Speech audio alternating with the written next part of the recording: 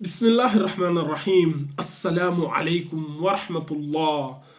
Aujourd'hui, nous allons voir ensemble un miracle qui est très impressionnant dans le Coran, dont Allah subhanahu wa ta'ala, il nous dit dans la sourate 51, sourate Zariyat, verset 49. Allah nous dit, Auzu billahi minash shaitanir rajim, wa min kulli shay'in khalaqna az-zawjayn la'allakum tazakkarun. Allah dit, et de toutes choses, nous avons créé deux éléments de couple. Peut-être vous allez vous rappeler.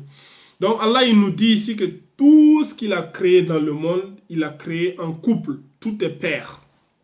Subhanallah. Et ça se vérifie quand nous allons voir même la science. La science même a prouvé ça. C'est-à-dire, vous allez voir, les scientifiques ont prouvé que tout est double, même au niveau des mathématiques. Nous avons les signes positifs et négatifs. Par exemple, ce phénomène se répète également dans le monde des plantes. Nous retrouvons toujours le mâle et la femelle. Nous avons le jour, nous avons la nuit, nous avons le chaud, le froid, nous avons, c'est-à-dire partout. Et ici, nous allons voir même en profondeur, c'est-à-dire même dans la base même si nous prenons l'atome. L'atome, au début, les scientifiques, quand ils ont donné la définition de l'atome, ils avaient dit que l'atome, c'est la plus petite particule de la matière. Ça, c'était la première définition de l'atome. Allah, il nous parle dans le Coran, dans la sourate Al-Zalzala. Allah nous dit, à la fin de la sourate,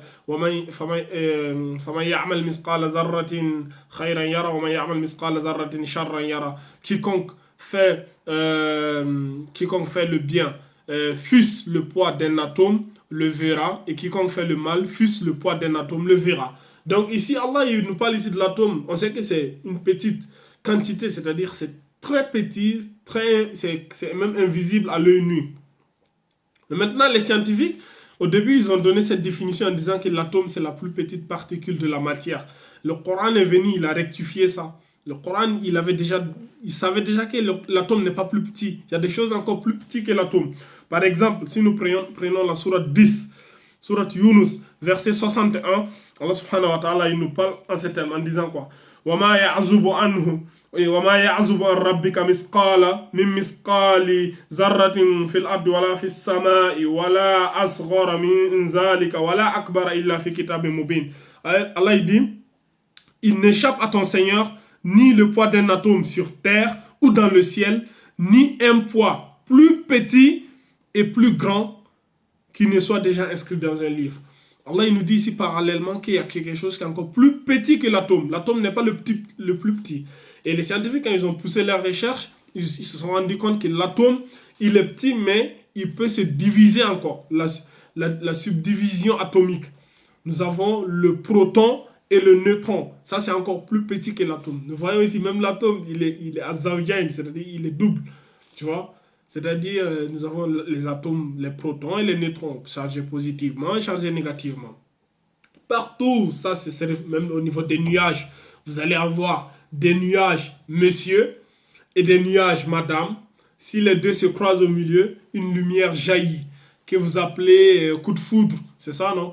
C'est la foudre. Donc, quand voilà, vous connaissez vos histoires, là, vous appelez coup de foudre, c'est ça. C'est-à-dire, c'est les nuages qui sont chargés positivement et les nuages chargés négativement. Quand ils se croisent, l'éclair, coup de foudre, et voilà, on connaît la suite de l'histoire.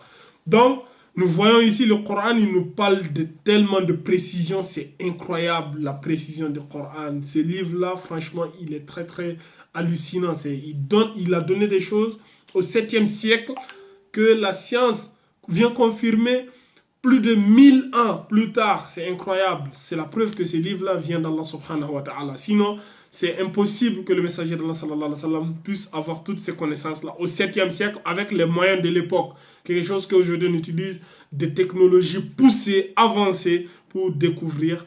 C'est la preuve que le Coran vient d'Allah.